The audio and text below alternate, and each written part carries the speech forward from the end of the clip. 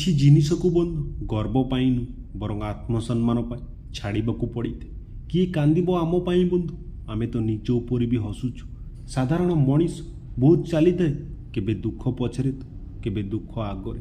ସେ ମଣିଷ କେବେ ବି ଆପଣଙ୍କ ଆଦର କରିବ ନାହିଁ ବନ୍ଧୁ, ଯାହାର ପାଖେ ପାଖେ ଆପଣ ସବୁବେଳେ ରହିଥାନ୍ତି। ଚୁଗୁଲି କରିବା ଏପରି ଏକ ଧାର ଅଟେ ବନ୍ଧୁ, ଯାହା ଆମ ରକ୍ତର ସମ୍ପର୍କକୁ କାଟି ଦେଇଥାଏ। ହକ୍ର କଥା କହିବା ପାଇଁ ବନ୍ଧୁ କଲିଜା ଥିବା ଦରକାର। ପାଦ ଚାଟିବା ପାଇଁ ତ ଗୋଟିଏ ଜୀଭ ହିଁ କାଫି। ଯିଏ ଖର୍ଚ୍ଚ କରିପାରିବ, ଧନର ବାସ୍ତବିକ ମାଲିକ ସିଏ ହିଁ ଅଟେ। ବାକି ତ ସବୁ ସମ୍ପତ୍ତିର ଚୌକିଦାର ଅଟେ। ଜୀବନରେ କେବଳ ଦୁଇଟି ବାସ୍ତବିକ ଧନ ଅଟେ, ସମୟ ଆଉ ନିଶ୍ୱାସ। ଏକଦମ ନିଶ୍ଚିତ ଆଉ ସୀମିତ ଅଟେ। ପରିବାରକୁ ବନ୍ଧୁ ମାଲିକ ନୁହେଁ ମାଳି ହୋଇ ସମ୍ଭାଳି ରଖ। ଯିଏ ଯତ୍ନ ତ ସମସ୍ତଙ୍କର ନେଇଥାଏ, କିନ୍ତୁ ଅଧିକାର କାହା ଉପରେ ସାବ୍ୟସ୍ତ କରେ ନାହିଁ। ନିଜ ବ୍ୟକ୍ତିତ୍ୱରୁ ହିଁ ମହକିଥାଏ ମଣିଷ। ଚରିତ୍ରକୁ ପବିତ୍ର କରିବା ପାଇଁ କୌଣସି ଅତର ହିଁ ନାହିଁ। ଗୀତାରେ ଲେଖା ଅଛି ବନ୍ଧୁ, ମୂର୍ଖକୁ କେବେ ବି ଭୁଲରେ ଜ୍ଞାନ ଦେବ ନାହିଁ, ତାହା ତାଙ୍କ ପାଇଁ ବିଷ ସଦୃଶ୍ୟ କଟୁ ହୋଇଥାଏ। ସେ ଲୋକ ବନ୍ଧୁ କେବେ ବି କାହାର ହୋଇନଥାଏ, ଯିଏ ବନ୍ଧୁ ଆଉ ସମ୍ପର୍କକୁ ପୋଷାକ ପରି ବଦଳାଇଥାଏ। ଇଚ୍ଛା ସେତିକି ହିଁ ଭଲ, ଯେଉଁଥିରେ ନିଜ ସ୍ୱାଭିମାନକୁ ଯେମିତି ବିକିବାକୁ ନ ପଡ଼େ। ଜୀବନର କଳରେ ଇଚ୍ଛାକୁ ପେଷିବାକୁ ପଡ଼ିଥାଏ, ତେବେ ଯେ ଦରକାର ଥିବା ଅଟା ହିଁ ବାହାରିଥାଏ। ଯେଉଁ ଲୋକ ବନ୍ଧୁ ଅନ୍ୟକୁ ବର୍ବାଦ କରିବାକୁ ଚିନ୍ତା କରୁଛନ୍ତି, ସେ ନିଜ ଉଦ୍ଦେଶ୍ୟରେ ଏତେ ଅନ୍ଧ ହୋଇଯାଆନ୍ତି କି ସେ ନିଜେ କେବେ ବର୍ବାଦ ହୋଇଯାଆନ୍ତି, ଏହା ତାଙ୍କୁ ଜଣା ହିଁ ପଡ଼ିନଥାଏ। କାହା ପାଖରୁ ପ୍ରତିଶୋଧ ନେବାର ଆନନ୍ଦ ଆପଣଙ୍କୁ 4 ଦିନ ହିଁ ରହିବ, କିନ୍ତୁ କ୍ଷମା କରିଦେବାର ଆନନ୍ଦ ଜୀବନ ସାରା ରହିବ। ଯଦି ପଇସା ଆଉ ସମ୍ପର୍କ ଦୁଇଟି ମଧ୍ୟରୁ ଗୋଟିଏକୁ ବାଛିବାକୁ ପଡ଼େ, ତେବେ ବନ୍ଧୁ ଆପଣ ସମ୍ପର୍କକୁ ହିଁ ବାଛନ୍ତୁ। ପଇସା ତ ଆସୁଥିବ ଯାଉଥିବ, ସମୟ ହେଉ ଅବା ଟାଣ ଖରା ଅବା ଝଡ଼ ତୋଫାନ, କିନ୍ତୁ କିଛି ପାଦ ଚିହ୍ନ କେବେ ବି ଲିଭି ନଥାଏ। ଯାହାକୁ ମନେ ପକାଇକି ହସୁଥାଏ ଏଇ ଆଖି, ସେହି ଲୋକ ଦୂରରେ ରହିକି ପାଖରେ ରହିଥାନ୍ତି। ବଦଳିବାକୁ କିଏ ଚାହେଁ ବନ୍ଧୁ?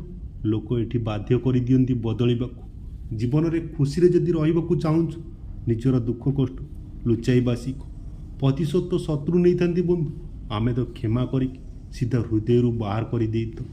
ରାତି ସାରା ଗଭୀର ନିଦ ଆସିବ ଏତେ ବି ସହଜ କଥା ନୁହେଁ। ସେଥିପାଇଁ ଦିନ ସାରା ସଚୋଟତାର ସହ ବଞ୍ଚିବାକୁ ପଡ଼ିଥାଏ। ସୁନ୍ଦର ଚେହେରା ଠାରୁ ବନ୍ଧୁ ଅଧିକ ମହତ୍ତ୍ୱ ସୁନ୍ଦର ବ୍ୟବହାର ହୋଇଥାଏ। ଚେହେରା ତ ସମୟ ସାଥିରେ ବଦଳିଯିବ, କିନ୍ତୁ ଭଲ ସ୍ୱଭାବ ଜୀବନ ସାରା ଆପଣଙ୍କ ସାଥିରେ ଥିବ। ଜୀବନରେ ପର କେହି ହୋଇନଥାନ୍ତି, ସବୁ ଆମ ମନର ଭ୍ରମ ଅଟେ। ଭୁଲ ସବୁବେଳେ ବନ୍ଧୁ ଦିମାଗକୁ ଭ୍ରମରେ ରଖିଥାଏ। ଯଦି ଟ୍ରେନରେ ଟିକେଟ୍ ନ ନେଇଥାଏ, ସମୋସା ବିକୁଥିବା ଲୋକ ଟିଟି ଭଳି ନଜର ଆସିଥାଏ। ଯେଉଁ ସମୟ ସାଥିରେ ଅଛି ବନ୍ଧୁ, ତାର ମନ ଭରି ଉପଭୋଗ କର। କାହିଁକି ଏ ଜୀବନ କେବେ ଚାଲିଯିବ ତାହା କେହି କହିପାରିବେ ନାହିଁ। ଶତ୍ରୁଠାରୁ ବି ଅଧିକ ଡେଞ୍ଜର ହୋଇଥାନ୍ତି ସେହି ଲୋକ ବନ୍ଧୁ, ଯିଏ ଆପଣଙ୍କ ନିଜର ହୋଇକି ବି ନିଜ ରହସ୍ୟକୁ ସମସ୍ତଙ୍କୁ କହି ବୁଲିଥାନ୍ତି। ସେ ମଣିଷ କେବେ ବି ଆପଣଙ୍କ ଆଦର କରିବ ନାହିଁ, ଯାହା ଆଗରେ ଆପଣ ସବୁବେଳେ ନଇଁ ଯାଇଥାନ୍ତି। ଏ ପଇସା ବି ବଡ଼ ଅଜବ ଜିନିଷ ଅଟେ। ଯାହା ପାଖରେ ନାହିଁ ତାହାର ଇଜ୍ଜତ ହିଁ ନାହିଁ, ଆଉ ଯାହା ପାଖରେ ଅଛି ସିଏ କାହାର ଇଜ୍ଜତ କରେ ନାହିଁ।